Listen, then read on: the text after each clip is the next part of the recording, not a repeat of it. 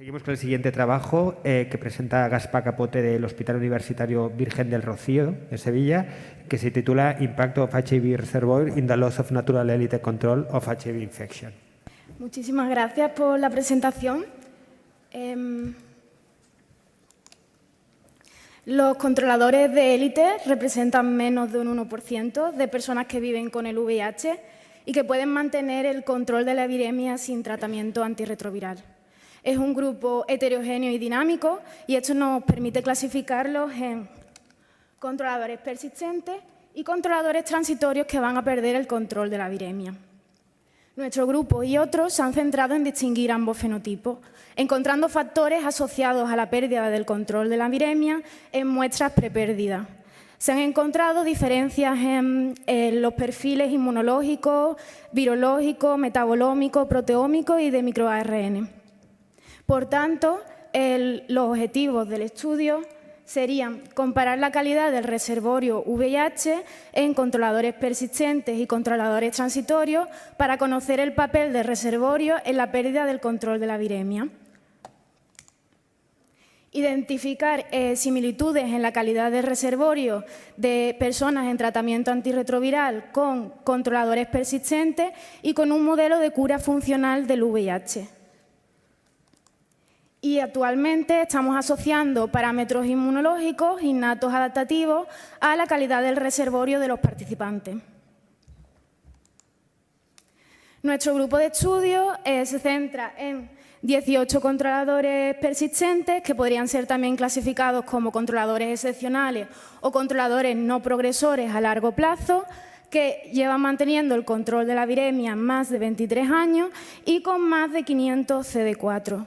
10 controladores transitorios, de lo que tenemos muestras de 0,3 a 2 años antes de perder el control de la viremia y en los que las cargas virales máximas pospérdida van de 67 a 5.580 copias por mililitro. Y 41 participantes en tratamiento antirretroviral de 2 a 19 años. Hemos utilizado principalmente dos técnicas: FLIPSIC para determinar provirus intactos y defectivos y MIPSIC para determinar sitios de integración. Respecto a FLIPSIC, extraemos el ADN de las PBMC y este ADN se diluye a amplificación de genoma único basándonos en resultados de PCR digital. Posteriormente, realizamos una secuenciación viral a través de una PCR anidada y aquel producto que es mayor a 9.000 kilobases y potencialmente intacto se va a someter a secuenciación masiva. De este modo vamos a poder diferenciar entre provirus intactos y defectivos, ya sean hipermutaciones, deleciones, defectos en 5', codones de parada prematuros o inversiones internas. Aquellos provirus que son de interés se van a someter a MIPSIC. Para ello vamos a hacer una amplificación del genoma completo, una secuenciación viral y el producto se va a someter a secuenciación masiva y a ISLA, Integration Site Loop Amplification. De este modo vamos a determinar si los provirus están integrados en regiones génicas o en regiones no génicas. Respecto a los resultados, en los provirus totales encontramos diferencias en participantes en tratamiento antirretroviral con controladores persistentes y controladores transitorios. Los participantes en tratamiento antirretroviral presentaron más provirus totales, pero no encontramos diferencias entre controladores persistentes y controladores transitorios. En los provirus defectivos encontramos diferencias en participantes en tratamiento antirretroviral y controladores persistentes y transitorios, siendo mayores los participantes en tratamiento antirretroviral. También encontramos una tendencia en controladores transitorios a tener más provirus defectivos que los controladores persistentes. En los provirus intactos encontramos diferencias en participantes en tratamiento antirretroviral con controladores transitorios y persistentes, siendo mayores en participantes en tratamiento antirretroviral. De manera interesante, encontramos diferencias entre controladores transitorios y controladores persistentes. Los controladores transitorios presentaron más provirus intactos. Además, en la mayoría de los controladores persistentes no encontramos ningún provirus intacto y son los que están representados en color gris. Los 3 participantes que presentaron más provirus intactos correspondían con aquellos que presentaban una expansión clonal. No encontramos clones de provirus intactos en los controladores transitorios y encontramos una expansión clonal en 18 de los participantes en tratamiento antirretroviral. Además, encontramos una diferencia entre participantes en tratamiento antirretroviral y controladores persistentes, siendo mayor la expansión clonal en los participantes en tratamiento antirretroviral. Si nos centramos en los 3 participantes que presentaron más provirus intactos, encontramos el siguiente perfil. Aquí os mostramos un ejemplo de un controlador persistente que lleva manteniendo el control de la viremia 37 años.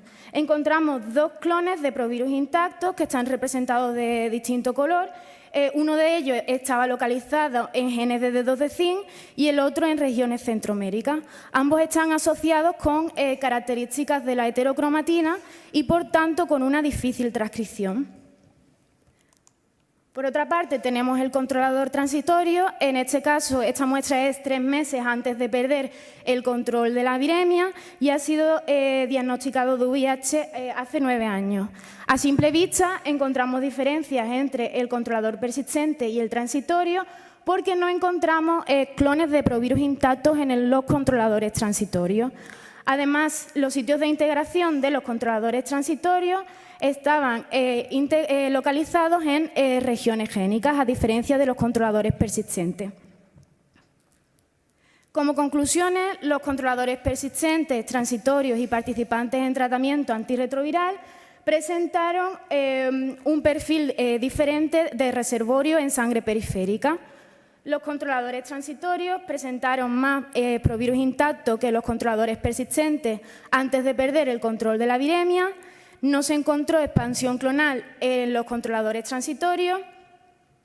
Los provirus intactos de los controladores transitorios y participantes en tratamiento antirretroviral estaban localizadas en regiones génicas permisivas asociadas con la cromatina, a diferencia de los controladores persistentes, en el que los provirus intactos estaban localizados en regiones centroméricas o genes de dedos de zinc, ambos asociados con características de la heterocromatina y, por tanto, con una difícil transcripción. Van a ser necesarios más estudios. Actualmente estamos mirando parámetros inmunológicos, innatos adaptativos, con la idea de asociarlos a la calidad del reservorio de estos participantes. Y este estudio da un paso más allá para identificar al controlador persistente como el modelo correcto de cura funcional del VIH y también para determinar las posibles causas de la pérdida del control de la viremia. Por último, agradecer al Laboratorio de Inmunovirología, en el que estoy realizando mi tesis doctoral, en el grupo de Ezequiel Ruiz Mateos Carmona. Agradecer también al Laboratorio de Infección por el VIH y Farmacocinética de Antivirales, a la Red Española de Investigación en SIDA, a la Sociedad Andaluza de Enfermedades Infecciosas, GAEVI, y también al Reagan Institute of Massachusetts General Hospital, MIT y Harvard, en especial al laboratorio de Matías Listerfeld y Xu Yu, en el que he tenido la oportunidad de realizar una estancia en la que he aprendido las técnicas que he presentado hoy. Y por último, muchísimas gracias por vuestra atención.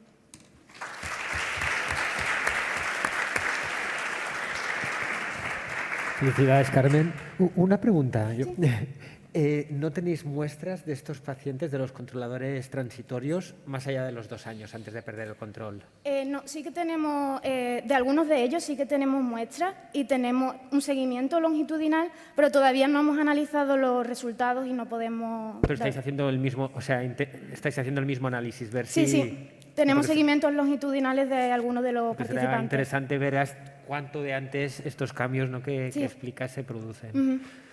No sé si hay muchas preguntas. Pues por ahí. Tengo el micro. Aquí atrás. Hola, ¿qué tal? Fenomenal presentación, muchísimas gracias. Quería preguntarte si puedes especular o podéis especular un poco con los mecanismos, porque cualquier cosa que esté pasando en estos pacientes o personas con VIH ocurre temprano, después de la infección o en el momento de la infección. Pero ¿qué es lo que diferencia eso y cómo lo podemos emular? Quizás la pregunta clave, ¿no? Hace tiempo que sabemos que estos pacientes o estas personas pueden darnos claves, pero cómo emular eso es lo complejo. ¿Qué puedes decirnos sobre los mecanismos? ¿Qué especuláis sobre ese tema? Sí, porque realmente son especulaciones, no lo sabemos. El controlador persistente pues lleva muchísimo manteniendo el control de la viremia. Posiblemente una vez infectado el sistema inmunológico funcionó más rápidamente y esos provirus se integraron en desiertos génicos. Y quizás en el controlador transitorio está continuamente el sistema inmunológico trabajando para evitar que esos virus se repliquen hasta que termina progresando. Realmente no lo sabemos y con los seguimientos longitudinales que tenemos pues nos van a dar una pista de cómo va cambiando el perfil del reservorio. Sí, aquí. Dos preguntas. Una, has mencionado que en los controladores transitorios no veis una gran expansión clonal, ¿no?, de los virus integrados. ¿Podrías especular un poco sobre esto? Es decir, ¿por qué no se ven? Porque cuando se produce esa expansión, sea vía antígeno dependiente o por proliferación homeostática, ¿por qué no se van a generar esos clones expandidos? Yo creo que es porque está perdiendo el control, por tanto está mutando rápidamente y no podemos encontrar ningún clon porque además tenemos más provirus intactos. Pero la verdad no te podría decir con exactitud. Es también especular, no sabemos, tendríamos que... Ya. No, una posibilidad es que esos clones en la expansión clonal, o sea, en la expansión celular, ¿no? Se activen y maten la célula. Entonces eso limitaría mucho su capacidad de expandir. La otra cosa es que en todo el trabajo que se está haciendo sobre la comparación de los controladores transitorios y más permanentes, se están viendo muchísimas cosas, ¿no? Yo creo que os invitaría, ¿no?, sobre todo al grupo de Ezequiel y a los grupos que habéis trabajado más en esto, ¿no?, el grupo de Paco Vidal, a que intentaréis como hacer una especie de síntesis, es decir, qué es lo primero y qué es consecuencia, ¿no? Hay cambios metabolómicos, hay cambios en Melmir, Noma, etcétera. Es decir, ¿qué es lo que está cuál es el origen de esa pérdida de control y qué es secundario a esa causa original, ¿no? Yo os invitaría a hacer ese tipo de análisis, porque estamos viendo muchas piezas del puzzle, pero no sé exactamente cuál es la primera, ¿no?, cuál es la que desencadena el mecanismo, ¿no?, como sugerente. Sería muy interesante, sí. Hacemos la última pregunta que tenemos que seguir. Felicidades por el trabajo. Gracias. Según tenía entendido, el tratamiento a lo largo del tiempo dejaba un reservorio muy parecido a lo que eran los elite controllers, ¿no? Casi todo el virus integrado en zonas donde no se va a poder transcribir. Pero tú no es lo que estás viendo, ¿no? Tú estás viendo que los artrite tienen un reservorio completamente diferente a lo que son controladores. Entonces, ¿cuál es la diferencia entre la publicación de Matthias Listerfeld y este estudio para que veáis cosas diferentes? En la publicación de Matías, el grupo de los controladores de élite es muy heterogéneo y no han distinguido entre un controlador u otro. Nosotros hemos seleccionado únicamente los controladores persistentes que llevan manteniendo el control de la viremia 37 años. Ellos en ese grupo tienen todo tipo de controladores. No, pero me refiero a los hard treated. Sí, que por eso... yo creo que por eso nosotros sí que vemos esa diferencia entre controladores persistentes y participantes en tratamiento antirretroviral, porque hemos seleccionado mejor mejor no, es que ellos tienen un grupo de controladores de élite en el que no han seleccionado los controladores persistentes en sí, sino tienen controladores virémicos y otro tipo de controladores. Vale, gracias. Gracias, Carmen. Tendríamos que seguir la última, porque... Muy rápido. Simplemente es decir, Pepe, yo creo que el control persistente se produce muy rápido, o sea, justo tras la infección. Esto es especulación totalmente. Por trabajos que ha hecho Cecilio, el grupo de Cecilio López Galín, de Concha Casado, María Perna, lo que sabemos es que el virus se quedó congelado muy pronto tras la infección. Por lo tanto, la actuación del sistema inmunológico es muy rápida y tiene que ser a base del mecanismo de la inmunidad innata y adaptativa conjuntamente. Muchas gracias, Carmen. Muchas gracias.